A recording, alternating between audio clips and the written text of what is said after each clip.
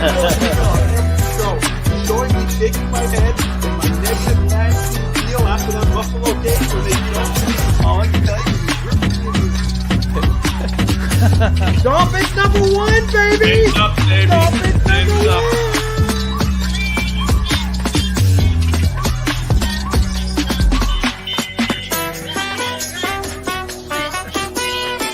I swear, if a certain quarterback is mentioned in the comments, I got my beers ready. I'm going to crack it open. Or is it the Serbian kid? Serbia kid,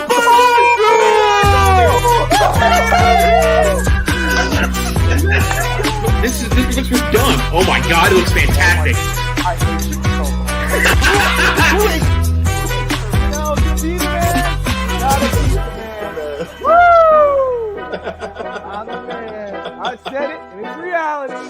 All right, now, congratulations.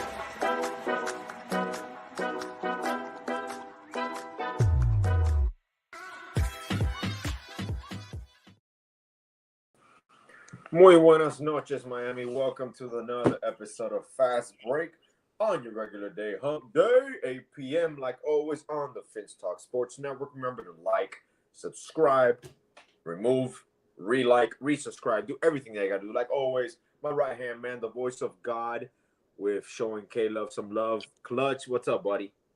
What's going on, everybody? I thought I'd give Bam is not a power forward a break because Kevin Love is one. Thank you. We appreciate that. And from the West Coast, my man, Justin Garfield. How you doing, buddy? You love to see it. You love to see it. So on that note, I'll throw it into my guys real quick before I give any response. Justin, I'll kick it with you. How do you feel after these buyout additions for the Heat over the All-Star break? I say it's a huge win. You get to bring in a guy who's still got some left in the tank, and Kevin Love. And then across the league, we'll get to that in a minute, but I've got a lot of thoughts there too. Okay. Clutch. We were talking about this last week. Bobby has been calling this for 3 years, so I talked a little bit with him on Monday's show. The floor is yours. How do you feel? I don't think we got to cover it that much in last week's show, but I remember after the show ended, I was talking to you. Yes, that's true. That's true. Never mind. I was like, yes. Right before, I was like, I'm hoping we get a surprise and Kevin Love gets bought out. And lo and behold, not only did he get bought out, but he's a member of the Miami Heat now, which is awesome. Like, I put a tweet out there when it happened. I was like, I don't care if he's washed. I just want to feel something. And I just anything at this point. And the roster could not stay the same. Like, it needed a little shakeup. And I think Kevin Love, and I said this to you, I think Kevin Love was the best buyout option in the entire NBA. I think he could make a bigger impact to any team, and it ended up being us. But more of an impact than Russell Westbrook would. So. Yeah, you're 100%, and you can argue that he was the best fit of any buyout that's transferred over to every team. Obviously, there's still a good 8 to 9 players on the buyout market that will probably sign with another team because there's a few roster spots open still. Ideally, I think for us, the best option was Love, and I do believe Westbrook ended up in his best option, which was the Clippers, because he's probably going to start there. He stays at home with his family. So that was a perfect scenario for him. But on the and we ended up making this joke, right? That we made a joke with any like center or any power forward that became available. We're like, oh, that's the perfect big man next to Bam. That's the perfect big man next to Bam. But Kevin Love is actually probably, like, skill set wise, he's probably the best option next to Bam. Oh yeah, absolutely. He can stretch the floor. He can rebound, and the only knock you have on him, literally, is his age. Age and defense. You don't know. Yeah, you don't know the wear and tear, how much he has left. But he has skill set wise wise a little bit, but he's fine. It's probably what you want next to Bam from a power forward. Oh, and got to show some love to Cody Zeller. Yes. I'll touch on the Cody Zeller one now. And before I kick it at you, Justin, one funny thing that pointed out, With Love, you can disguise Love here, even defensively, because you got arguably Jimmy, Bam, Vincent. If he's going to start with them, I'm very interested to see how Spo um, trickles that in. I wouldn't be surprised if he starts him outright. To me, it's a perfect fit, a natural fit. But one funny point to make in regards to the Dedmon situation, it was risky because we had to trade Dedmon before for the second round pick just to secure him being moved and having the space. So we understand what they were trying to do. There was no assurance K Love was going to be released or bought out, but they knew probably there was a possibility because they're very close with his agent. So that was there. One of my good friends, Eric, yesterday pointed this out to me. Philadelphia was trying to get K Love. They basically took themselves out by signing Dedmon to that contract for the rest of the season. So Dedmon basically signing with Philadelphia guaranteed us. Even though I had a feeling K Love was going to come to us no matter what, Philadelphia basically took themselves out by signing Dedmon and removing the possibility of signing Love with extra money cap. So I just found that fascinating. Even Dedmon on his way out is still helping us out. So thank you, mechanic. I'll throw it out to you, legend. Justin. Oh, he legend. We're gonna have the little massager on the rafters next to Andy's calculator. Before, and I'll kick it with you. We'll talk later about a little bit about the Heat and Zeller, but I wanted to get a point for you, Justin, around the NBA. The reaction to Westbrook, for example, joining the Clippers. Pat Beverly obviously going to the Bulls. I focus on those two because they're like the anti-Lakers now. They're gonna try to make sure they derail this Laker plan for the remaining of the season. So how is the vibe over there? How is your reaction to the signings, for example, any other signings, for example, in the buyout market? I think you just said it best here, Alex. The anti-Lakers going to different places like the Bulls and like the Clippers, of course. Westbrook staying at home. He really didn't have to leave Los Angeles whatsoever. I'm sure he didn't even get on a flight to Utah unless he wanted to go see the All-Star game. But did anybody really want to see that All-Star game? We'll talk about that in a minute. But Patrick Beverly going home to Chicago, Westbrook staying home in LA.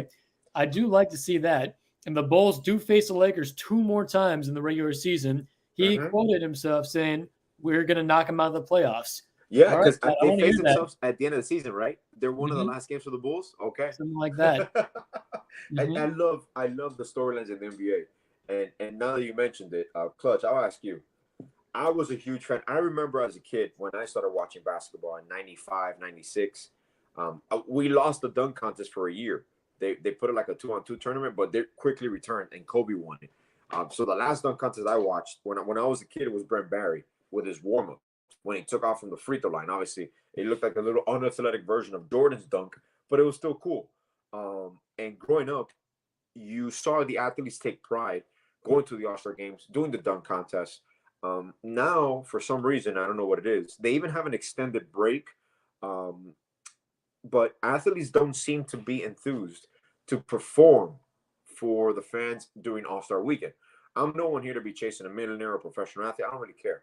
I just think as a fact of these guys, these people used to love to do these things. Like you used to love to be part of the All-Star game, no matter where it was, location or whatnot. You used to love to be part of those festivities. The dunk contest, don't get me wrong, McClung put a hell of a performance. Every dunk was, it wasn't a stagnant dunk. It was something innovative, something that he's never done. And there were still dunks that he's done that he didn't even do in the dunk contest that was still good again with 50. But he's a D-League. This league needs the John Morants of the world, the Zion Williamsons of the world. We won the dunk contest like they were before, but Vince Carter, Michael Jordan taking 3 dunk contests, Larry Nance. Like, you have superstars that would take part in these festivities. And I understand the NBA is trying to improve and modernize the format, even doing, for example, the draft selection. That took way too long to begin the game. Like, that just, and then when the game starts, it's just layups, dunks. It's cool for the first, couple minutes, but then guys weren't even playing defense anymore. It was just like, it looked like a pickup game that we would play after playing like 4 or 5 games in the park straight, that you're drained and you're just there hanging out and you just let people score. So, Clutch, from afar, I was in Utah. I was surprised that Dwayne Wade wasn't as involved. In few aspects, he was. But what was your take on this whole weekend? Was it even worth it? Did you even watch it? I watched it in pieces. Okay. The Same skills here. Same contest. here, bro. Same here. As soon as I saw that the Antetokounmpo brothers just not do anything, and then they have Drew Oh, Holiday be an honorary Antetokounmpo because Giannis didn't play, so that kind of ruined the whole vibe of the the whole vibe for Antetokounmpo you. brothers. Yep. Um, That was it. that made no sense. By the way, I got my pick right. Team Utah won. You did. And Justin got McClung. That's Yeah. right. I think I got the 3-point shootout as well with Damian Lillard. Yeah, it's true. Did I get? I think we all got that one right. Anything? It was Huh? Damian Lillard. I said Damian Lillard, or I called Tyler Hero. I don't One of the remember. Damn, I don't remember what I said. Speaking of, Tyler Hero embarrassed the entire city of Miami. What was his performance? But the good thing is everybody forgot because he was outdone by Kevin Horter and that other guy. That there were like two other really, really bad performances in the 3-point my god. Julius Randle. Yeah, Julius Randle. God. Julius Like, Randle. what was he even doing there? As soon as he was Well, announced, I was like, he took "That's in gonna for be funny." Simmons, remember that Simmons was hurt? It's like so he just supplemented Simmons. But Max Strus You could could have have picked somebody else. than that. Exactly. That's my point right there. That's my point. Like I don't know. I mean, but like you said, I think Jimmy Butler is the most honest All-Star of them all because he doesn't want to be there. He's honest and he just says, "I want to go vacation in Argentina," and he went to Argentina. Yeah, he went to Argentina. He's training. He'd rather do that than be an All-Star. I think that's why I say I think he's the most honest All-Star of them all because he just doesn't want to be there. Because everybody that's there is just there for the photo op, basically, because they don't really do much. They don't put much effort into it. And it's amazing because, like you said, 20, 30 years ago, some of the biggest egos in all of basketball history, I'm talking Michael Jordan, he wanted to do everything and he wanted to win everything. Yeah. And, guys like that, Larry Bird, he wanted to win that 3-point contest every time. That's what I'm talking about. Like, I don't know, man. And Justin, now we can have an open dialogue about this because I always think, I don't know if it's the modern times, the society itself that we want everything fast paced, that we don't really have, everything is more superficial. Like it's just result based. I don't know if it's the person itself, the type of player has changed. I'm not saying the league is softer. I'm just saying it's more high maintenance. Players have gotten to the point where, and I'm all for player empowerment. I really am. But we've lost the concept of this is our league. Everybody's in this together. It's not about you. It's for the fans because All-Star Weekend is really for the fans. It's a showcase for the people that have performed. And obviously you have your marquee players that are year in, year out, voted in by the fans. And obviously the percentages now, I don't know to the effect of maybe because it was in Utah. I don't know if that could have played into part. For example, I've always wondered when we are ever going to host another All-Star game here in Miami because we never bid for it because it falls on the boat show weekend. So all the hotels are booked. It's mass chaos for us. But I figured that they would work with the NBA some way, somehow to maybe even push it another week or do it like 2 weeks before the boat show because Miami hasn't hosted since 1990. And we're a pretty cool city to host an All-Star Game festivities. We've done already with hockey. This past year, we've done it in baseball. So obviously, we have our Super Bowl every 5 to 6 years. So I'm surprised. I'm pretty sure people will be engaged if it's in Miami and we'll put on a great show. But I don't know what the NBA has to do at this point to re-energize their player base to compete in these tournaments. Like, I never understood this. I never understood why LeBron never did the dunk contest. I don't know if it's because they have more to lose than to gain. Because I'm like, dude, if they tell you to do the dunk contest, just have a good time. Do it with your friends. Do it with your buddies. But the skills challenge was good. The last time the skills challenge was good was when Bam participated. And it was like, I think like 2 or 3 years ago. So now it's like this whole team concept. Like, that's not the skills challenge, bro. Do the individual courses. That's the cool part. So obviously you have to evolve as your game does, I guess. But I don't think we're ever going to get interest again in these real All-Star games or people partaking in it because you give them the long week. They want to go on vacation. Everybody goes on vacation. So I don't really know at this point what the NBA can do to actually get players engaged, because the fans are always going to be engaged. It's all-star festivities, but the players need to be involved no matter what. Yeah, but like even the fans, when they see the players not care, even Oh, them, yeah. they stop That's caring true. a little bit, because That's true. I saw the ratings came out a few days ago for the Oh, All-Star yeah. weekend, and everything was down. The only event that was up was the Celebrity All-Star game. Shout out to the Miz for making that half-court shot. Oh man, that's the thing.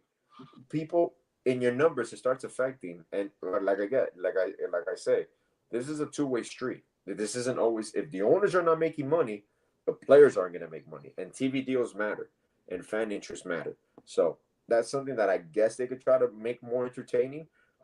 It's unfortunate they're going to start incentivizing more of these events, like, oh, we'll pay you to come to the All-Star game, which sucks because you're a millionaire. Like, that's all that costs. You're getting invited to a game for the fans. So we'll see where that goes. But before we go too far, and I do want to talk about Heat, but there's a situation that has been brewing, and we mentioned the team earlier, Chicago.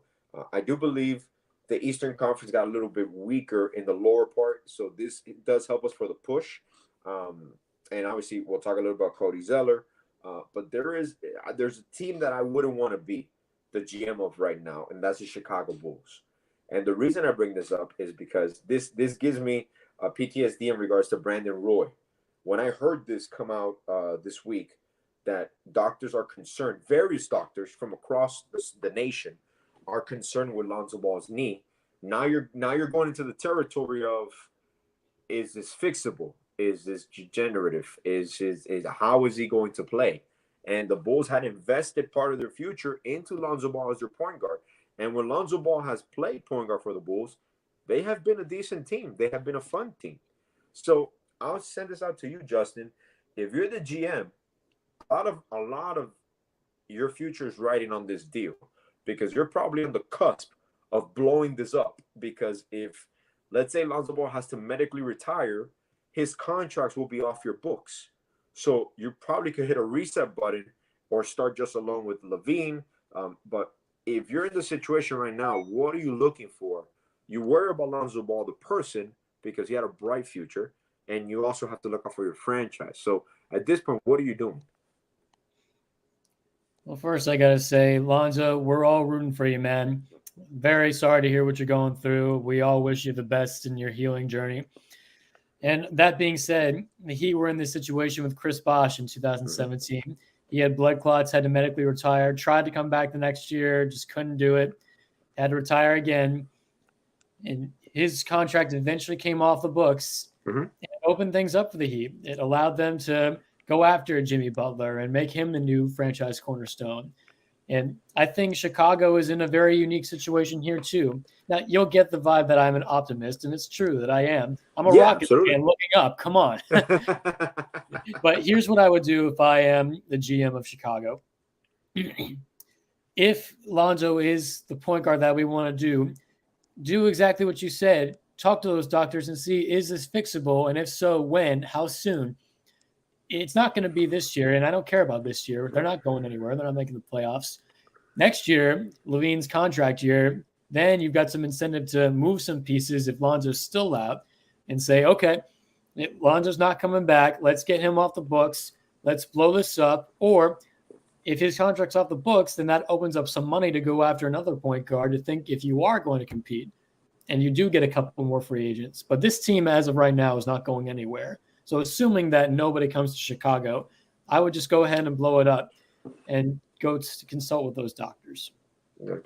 And Clutch, I'll ask you before we go on to talk about Heat rotations and all that and roles. This, like Justin just said, this is close to home because I remember, you're probably younger, too young to remember, but the Zoe situation in 99 and 2000, when he had to have the kidney transplant or due to his kidney ailment, Pat Riley had just acquired Eddie Jones, Anthony Mason, and Alonzo Mourning just came off winning a gold medal at that time in Sydney, Australia. And then we get the news as fans that like, and I still remember this press conference, and he's probably like, Alonzo Mourning will not be playing professional basketball this year. And we were all struck back because this was an athlete in the epitome of his career. He was in the peak of his career.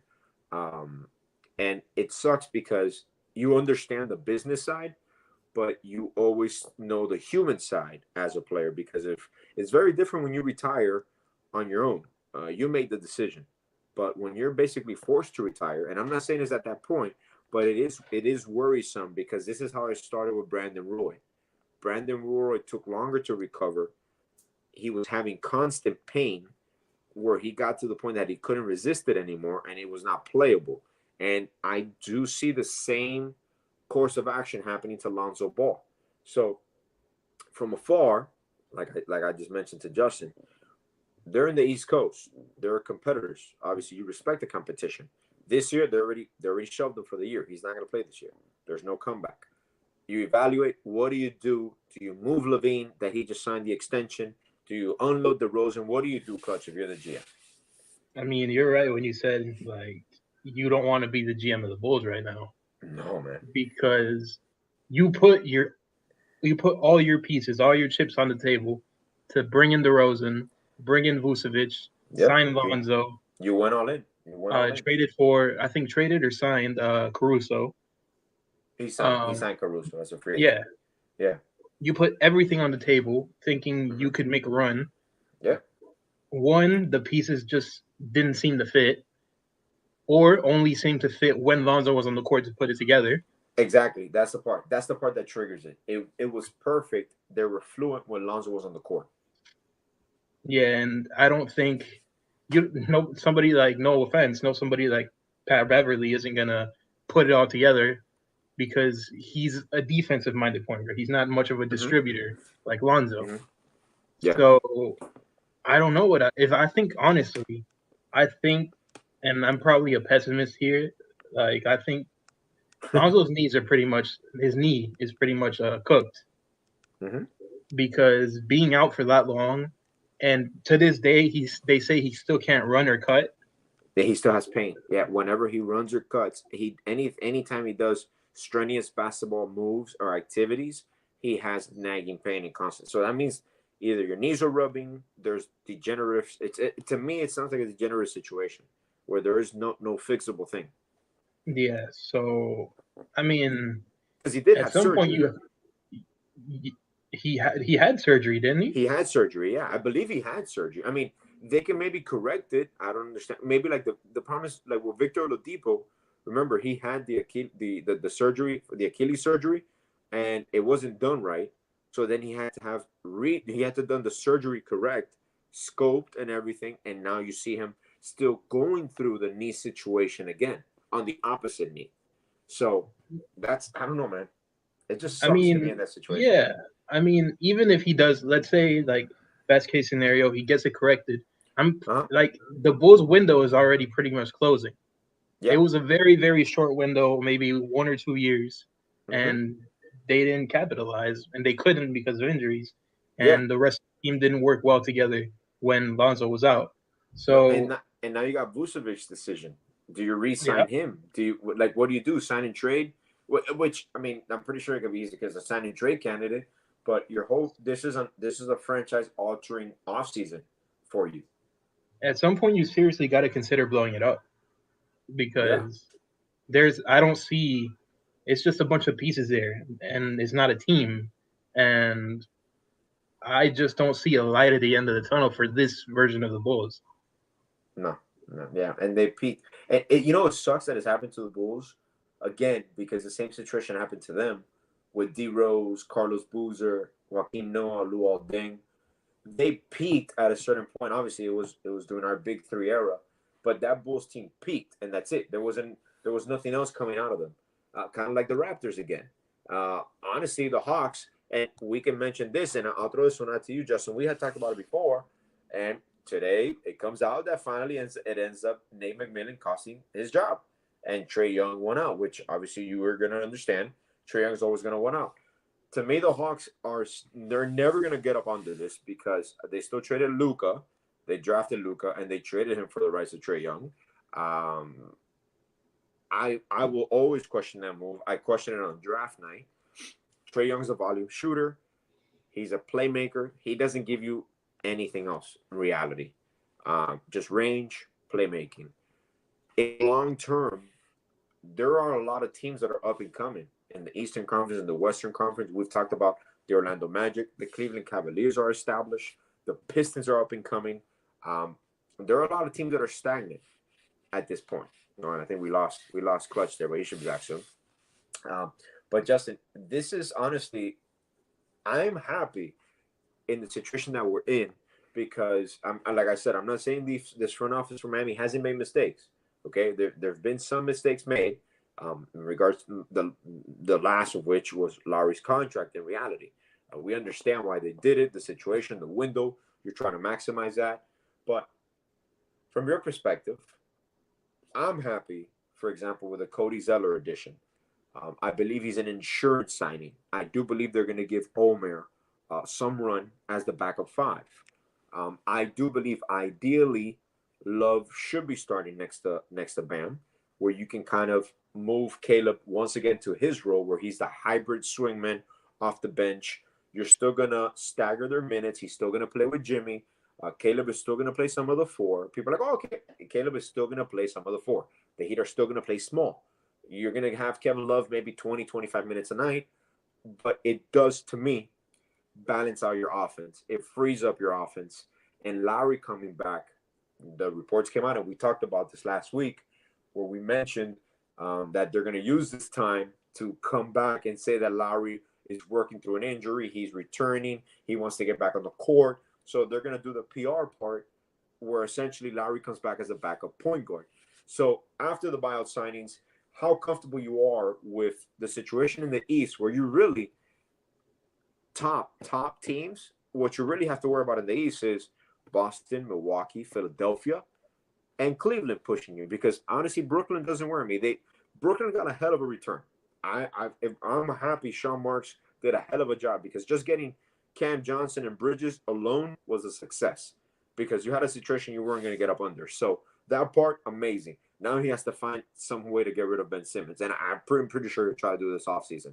But how do you feel in regards to a competition in the East for the playoff stretch, our last 20-plus games? You know, I was thinking about that just as you were talking and before. The only 2 real obstacles I could see for Miami, knowing the culture, is Milwaukee and Boston. Boston is always 50-50, the rivalry between the 2 teams. Milwaukee, though, we defeated Giannis in the bubble. Yeah.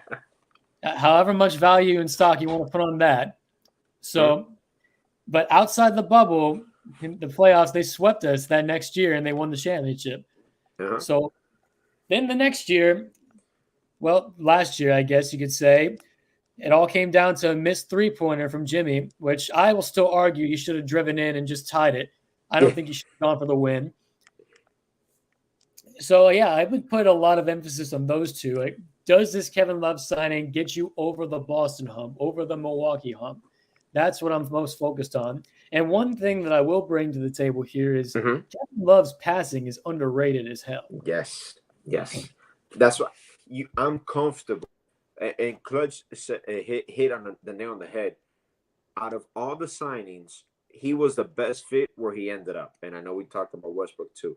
But Kevin, you basically traded Demon in a second for Kevin Love and Cody Zeller. That's your salary move. That is your trade move.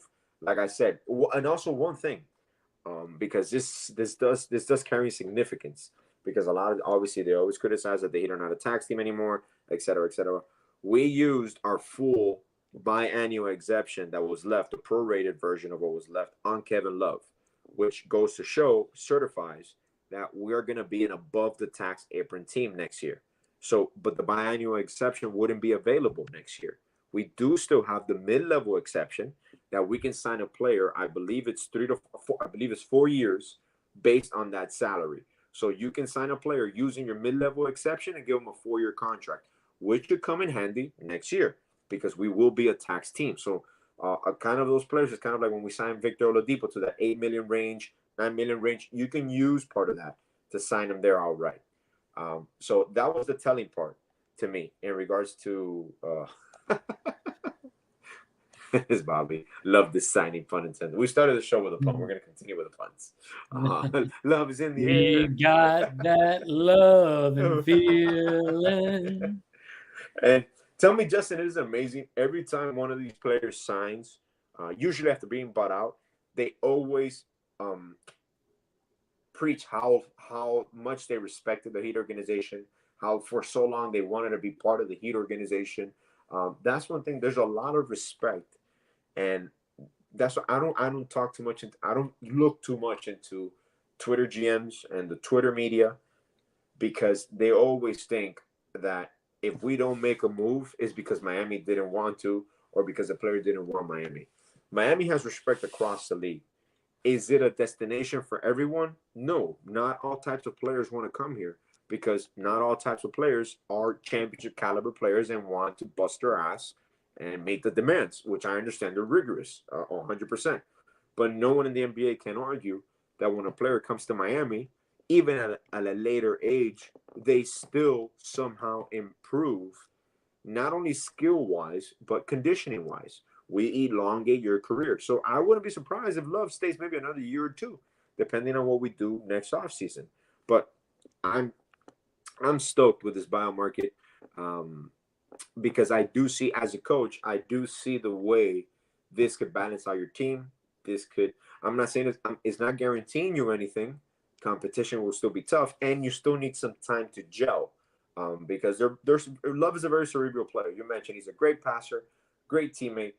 He's gonna not slack. He has digressed a little bit in regards to his mobility, his speed, but he makes up with that with smartness, body placement, rebounding. So we can shield him defensively. I got no worries about that. And the Cody Zeller thing, I also championed it. I have no issue whatsoever. He's still a veteran big man with experience in the NBA, has range, decent range, is a great rebounder, was teammates with Oladipo in Indiana, so he was his running mate in Indiana.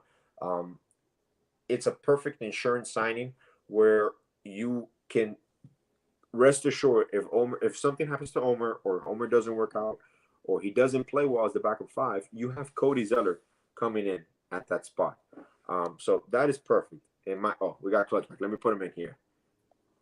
Welcome back, buddy. We missed There he you. is. Hey, how you doing? I need to call my internet provider. What the hell is this? Hey, I'm happy that you came back, because we were just talking. We were kind of wrapping it up in regards to the Heat, the rotation, and we were mentioning.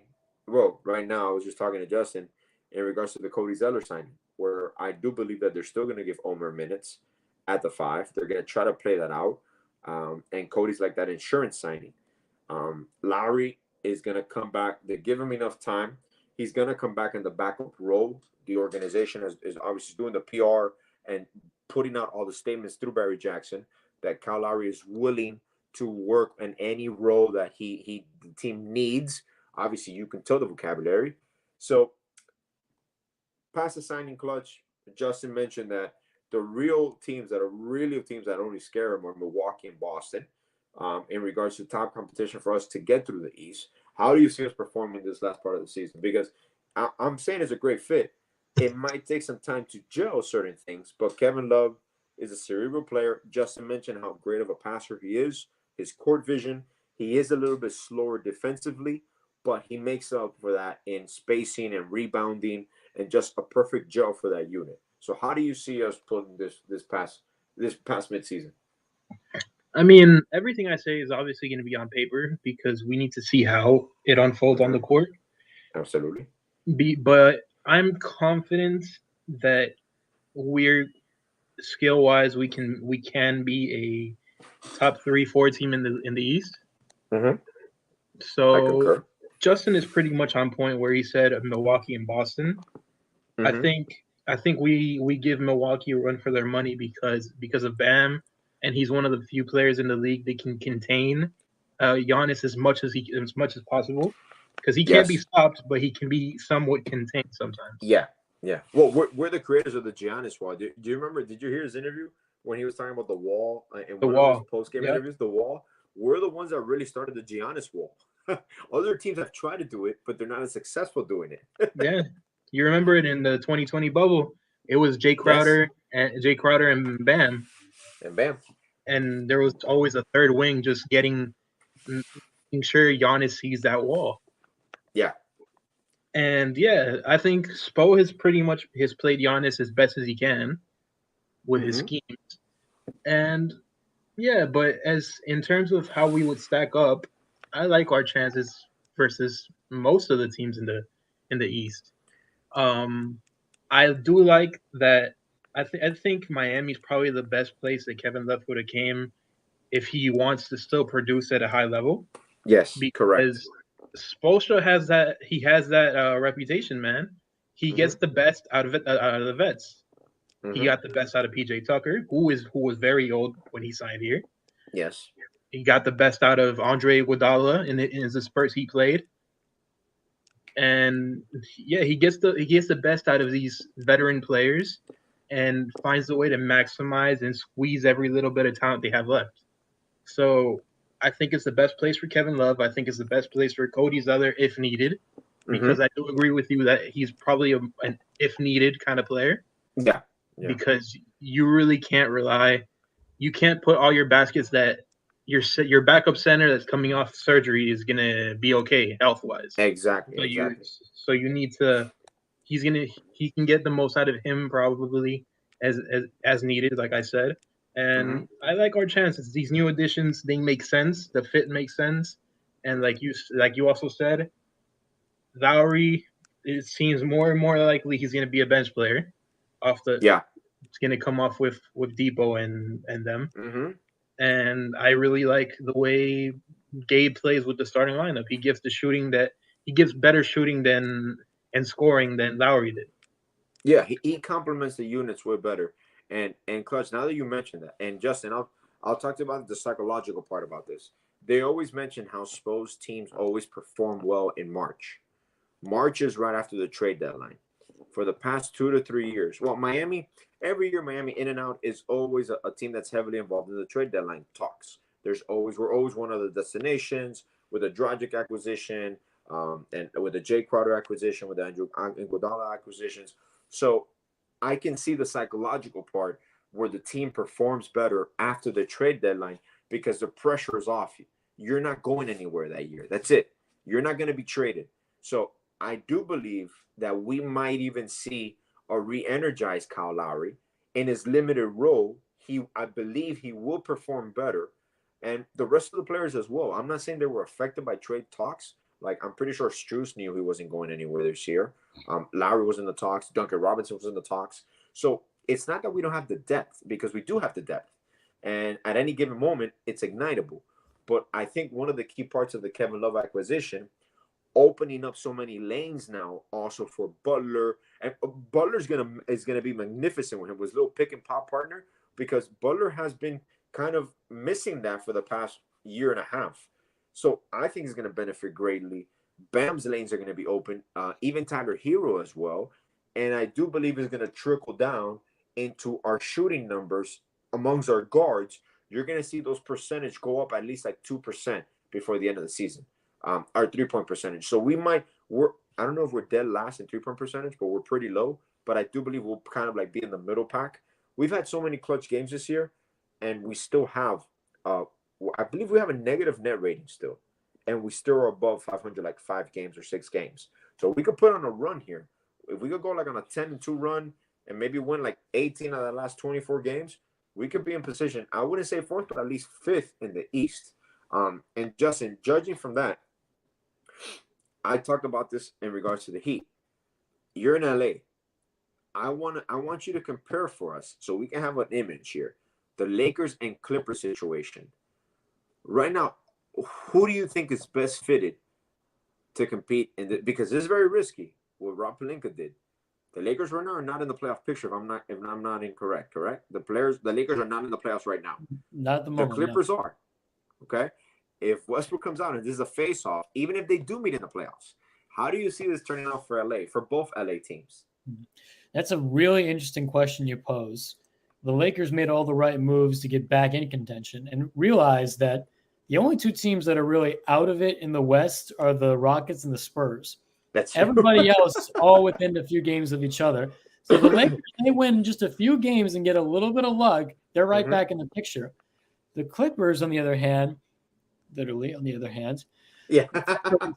got Westbrook, and name me a few other guys, maybe Popovich, maybe Spo, but Ty Lue, very well-respected coach, Jerry Yes. West, very well-respected GM, Kawhi and PG, two very well-respected players who can put him in his place.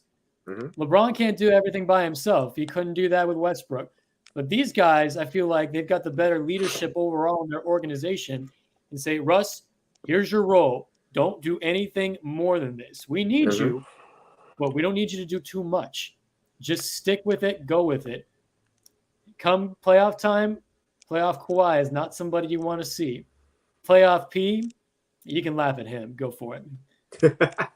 And honestly, I do think it's a blessing because Westbrook ended up in a better situation that he is in LA. He's in a more natural role for him because the Clippers were missing what he can provide.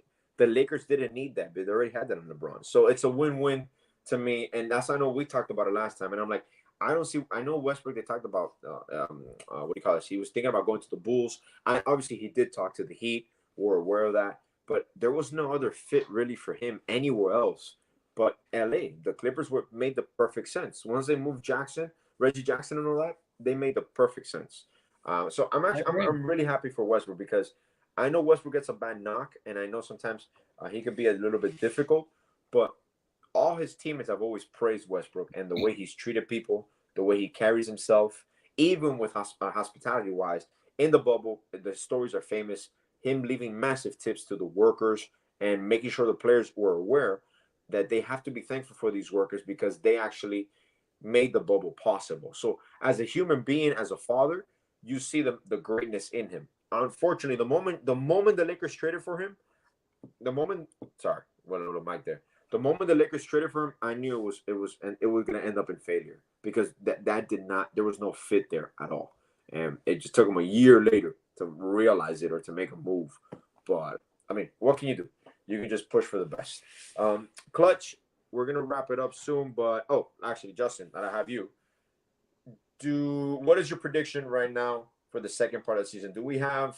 I do think the Jazz are gonna start losing games pretty soon because they've made this cute little run, and then obviously they're like, guys, this is not the year to make a run. We need Victor or the other players, so please. So I'm pretty sure we're going to start seeing some players rest more young guys play because they need to try to get into the lottery. So what is your prediction on the West, East, and anything crazy out of the norm?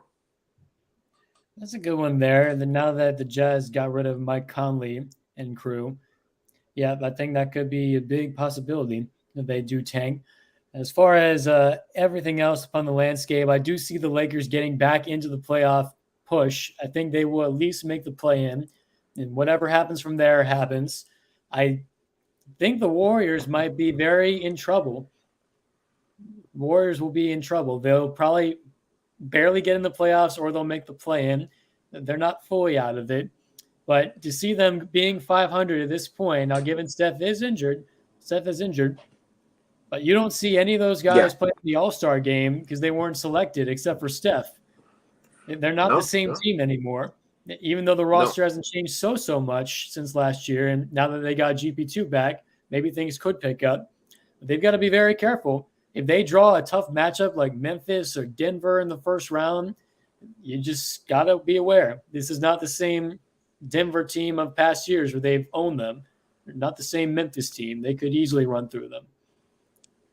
And before I swing at a Clutch, I'm going to say my point of view, what I'm most interested in in both conferences, obviously us with the Heat, with the addition of Love. I think out of all the teams that are in the hunt in the playoff scenario, we made the most critical move for our team, not just marginal improvements. And I do want to see how the KD situation plays out in Phoenix. I do want to see how they play, how they mesh, how they make the push towards the playoffs. Obviously, I believe they're the 5th or the 6th seed or something like that. But I do want to see that on the court. And next show, we'll talk about the Warriors. We'll go in depth with the Warriors because there's a few topics that I want to bring up with you guys. But like always, the tradition is, Clutch, do you have any final words, man? No, man. I'm just happy because when I was a kid, my three favorite power forwards were LaMarcus Aldridge, Chris Bosh, Kevin Love. Two of the three got to they're gonna get to wear a Heat jersey. So I'm happy. I'm excited.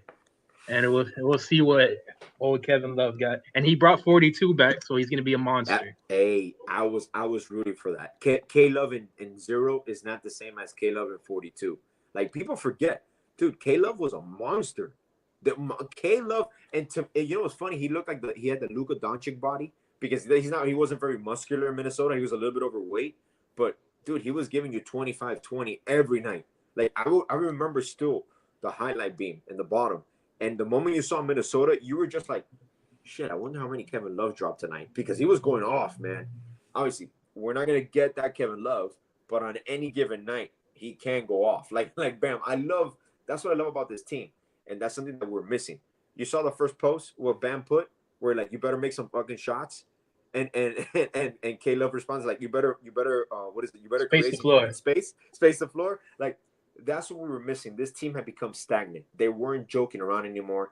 They weren't publicly. So that might be the kickstart, not only on the court, but off the court in the locker room vibe, because it's a veteran team with some young guys. But this, I do feel it's going to be fun, and we're going to play some productive basketball. So for yours truly from the West Coast, my man Justin Garfield, my right hand man, clutch voice of God. He's very happy because K Love is a power forward. Yours truly, Alex. Thank you so much for watching. Bam is not. Still gonna push that. Bam is everything, bro. Bam is 1 through 5. We'll see you next Wednesday, God willing, 8 p.m. like always. More fun show, obviously, coming up after us. We got No Holds Bar, so tune in. We're gonna start a little bit later than 9 o'clock. I'll be producing, so maybe some few surprises. Much love, Miami. Thank you so much for tuning in. Hasta luego. All you need is love.